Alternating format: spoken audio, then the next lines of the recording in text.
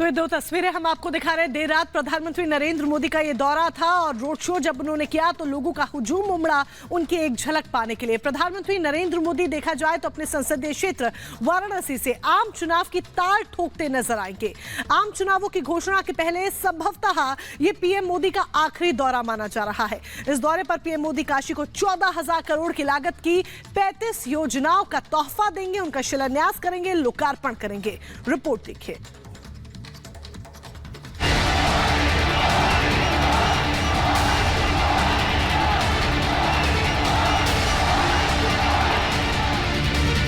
काशी की सड़कों पर एक बार फिर मोदी मोदी की गूंज है।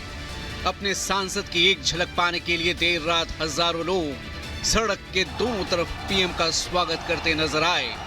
लोकसभा चुनाव से पहले पीएम मोदी का ये काशी दौरा बेहद खास है। पीएम मोदी आज काशी से लोकसभा चुनाव का मानो शंखनाद करने वाले हैं। काशी की धरती पर कदम पड़ते ही देर रात पीएम मोदी ने रोड शो किया और आज बारी है करीब 14,000 करोड़ की 35 विकास परियोजनाओं के लोकार्पण और शिलान्यास की। सबसे पहले हम आपको बताते हैं कि पीएम मोदी आज काशी को कितनी सौगातें देने वाले हैं। पीएम मोदी आज काशी को 14,000 करोड़ की मेगा सौगात देंगे। 10,000 करोड़ की परियोजनाओं का लोकार्पण होगा। 4,000 करोड़ की परियोजनाओं का शिलान्यास करेंगे। हाईवे विस्तार, सिगरा स्टेडियम, अमूल प्लांट का उद्घाटन करेंगे। बनास काशी संकुल डेयरी का भी उद्घाटन होगा। करखियाओं में जनसभा को संबोधित भी करेंगे। इसके अलावा संत रविदास जयंती समारोह में भी पीएम मोदी शामिल होंगे। सांसद ज्ञान प्रतियोगिता के प्रतिभागियों से भी पीएम मोदी इस मौके पर संवाद करेंगे। रात 11 बजे प्रधानमंत्री बरेगा गेस्ट हाउस पहुंचे। पीएम मोदी के स्वागत के लिए देर रात भी हजारों बीजेपी कार्यकर्ता जगह जगह ढोल नगाड़ों के साथ मौजूद थे। अपने सांसद की एक झलक पाने के लिए काशी के आम लोग भी सड़क के किनारे देर रात तक खड़े रहे। बनारस में पीएम मोदी बीजेपी कार्यकर्ताओं को यूपी की 80 में से 80 सीटें जीतने का मंत्र देंगे। आम चुनाव की घोषणा के पहले संभवतः ये पीएम मोदी का आखिरी दौरा है। जाहिर है पीएम मोदी के दौरे को लेकर बीजेपी कार्यकर्ताओं में खासा उत्साह है। बीजेपी की काशी बैठक से विपक्ष में बेचैनी है। सियासी बिसात भी बिछनी शुरू हो चुकी है। जुबानी जंग भी उफान पर है। प्रत्याशियों का ऐलान हो रहा है। इस बीच वैसे भी बीजेपी लोकसभा चुनाव को लेकर लगातार बैठकें करती आ रही है ताकि पीएम मोदी के सदन में 370 के आंकड़े के प्रण को पूरा किया जा सके। मैं आमतौर पर ये आंकड़े के चक्कर में नहीं पड़ता, लेकिन मैं देख रहा हूं देश का मिजाज एनडीए को तो 400 पार करवाई के रहेगा, लेकिन भारतीय जनता पार्टी को 370 सीट अवश्य देगा। बीजेपी को 370 सीट और एनडीए को 400 पार। पीएम काशी पहुंच चुके हैं और सबसे बड़े राज्य को फतह करने का प्लान भी तैयार है। लेकिन यूपी की 80 सीटों पर जीत सुनिश्चित करने के लिए पीएम बीजेपी नेताओं से संवाद करेंगे। पीएम अपना अनुभव नेताओं से साझा करेंगे। काशी समेत पूरे यूपी के विकास की समीक्षा करेंगे। पीएम यूपी की 80 सीटों के फीडबैक पर भी चर्चा करेंगे। पीएम की बैठक में सीएम योगी भी मौजूद रहेंगे। यानी दमदार तैयारी के दम पर बीजेपी के हौसले बुलंद हैं। जनता ने इतना विश्वास दिया है हमारे प्रधानमंत्री मोदी जी को कि अब लोग ये मानने लगे हैं कि तीसरे टर्म में भी केंद्र में यदि किसी की सरकार होगी तो मोदी जी के नेतृत्व की सरकार होगी और चौथे टर्म में भी किसी की सरकार होगी। अच्छी सरकार बनती है, अच्छे लोग जनप्रतिनिधि बनते हैं, तब इस प्रकार का परिणाम आता है। और आज डबल इंजन सरकार प्रधानमंत्री मोदी जी के नेतृत्व में उस लक्ष्य को प्राप्त करने की दिशा में जिसमें हम सबका संकल्प है, वह संकल्प है विकसित भारत। विकसित भारत के लिए विकसित उत्तर प्रदेश आवश्यक है। बीजेपी का जोश हाई है और पीएम मोदी भी 370 के लक्ष्य को अमली जामा पहनाने के लिए पूरा जोर लगा रहे हैं। ऐसे में नतीजा जो भी हो, लेकिन इतना तो तय है कि इस बार लोकसभा के चुनाव बेहद दिलचस्प होंगे। Bureau report, Republic Bharat.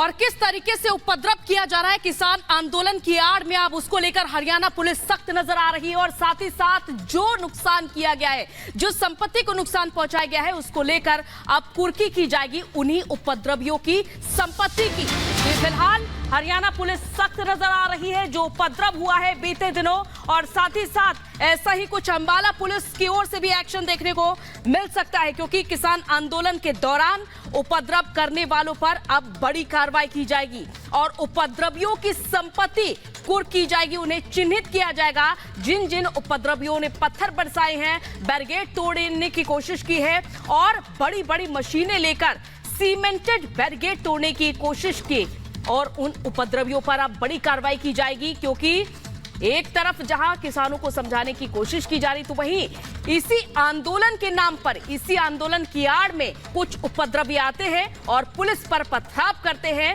जहां पुलिस समझाने का प्रयास कर रही थी। इस बीच एक और बड़ी अपडेट आपको बता दें, इसी आंदोलन से जुड़ी हुई कि हरियाणा पुलिस एक बड़ी कार्रवाई करती हुई नजर आई। उपद्रवियों पर एनएसए के तहत अब एक्शन होगा। आंदोलन में कई किसान नेता कानून व्यवस्था बिगाड़ने का काम कर रहे हैं, यह हरियाणा पुलिस का कहना है, और ऐसे में इन पर कार्रवाई होगी। जो लोग भड़काने का काम कर रहे हैं, भड़काने वालों पर सख्त एक्शन लिया जाएगा, हरियाणा पुलिस का कहना है। उपद्रव में अब तक 30 से ज्यादा पुलिसकर्मी घायल हो चुके हैं, क्योंकि जिस तरीके से लगातार टकराव की स्थिति भी देखने को मिल रही है, पहले भी हम देख चुके हैं, वो तस्वीर भी सामने आ चुकी है कि किस तरीके से एक तरफ पुलिस और दूसरी तरफ आंदोलनकारी हैं और इनके बीच टकराव होता है, और इसी टकराव में 30 से ज्यादा पुलिसकर्मी घायल हो चुके हैं।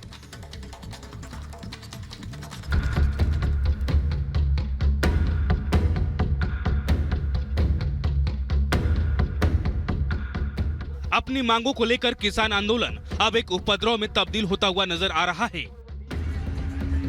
कहीं प्रदर्शनकारी दिल्ली बॉर्डर को पार करने में जुटे हुए, तो कहीं प्रदर्शनकारी पुलिस से नोकझोंक में लगे हैं। अब एक उपद्रव की वजह से हरियाणा में 2 पुलिसकर्मियों की मौत हो चुकी है, तो वहीं 30 से ज्यादा पुलिसकर्मियों के घायल होने की खबर है।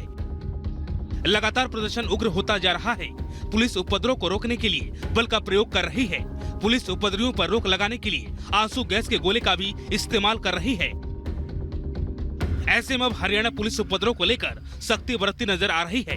हरियाणा पुलिस ने साफ कर दिया है कि जो भी संपत्ति का नुकसान किया जा रहा है, इसके खिलाफ सख्त कार्रवाई की जाएगी और उपद्रव में शामिल होगा उनके खिलाफ एनएसए के तहत कार्रवाई होगी।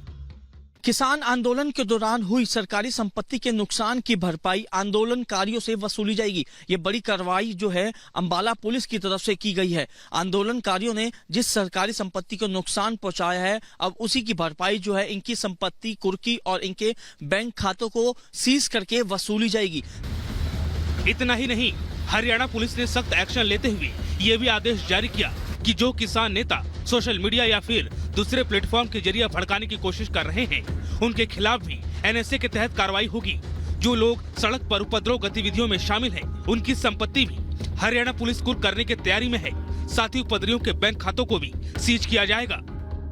पुलिस एक डाटा तैयार कर रही है। डाटा के आधार पे ही उन लोगों की गिरफ्तारी होगी जिन लोगों की संलिप्तता जो है इस किसान आंदोलन में सरकारी संपत्ति को नुकसान पहुंचाने में सामने आई है। और दूसरी तरफ उन लोगों पर भी कार्रवाई की जा रही है जिन्होंने सोशल मीडिया पे किसान आंदोलन से जुड़े भड़काऊ पोस्ट को डाला है और लगातार किसान आंदोलन से जुड़ी तमाम बातें जो है सोशल मीडिया पे अपलोड कर रहे हैं। एक तरफ हरियाणा सरकार प्रदर्शन को शांत कराने के लिए हर संभव काम कर रही है। कानून व्यवस्था को हरियाणा पुलिस भी एक्शन मोड में है, तो दूसरी तरफ किसान रुकने का नाम नहीं ले रहे हैं। किसान आज आक्रोश दिवस मनाने की तैयारी में है। साथ ही 26 फरवरी को ट्रैक्टर रैली का भी ऐलान किया गया है, जो पूरे देश में हाईवे पर किसान ट्रैक्टर के साथ प्रदर्शन करेंगे। ट्रैक्टर रोष प्रदर्शन करा जाएगा, वहाँ पर ट्रैक्टर के साथ लोग जाएंगे।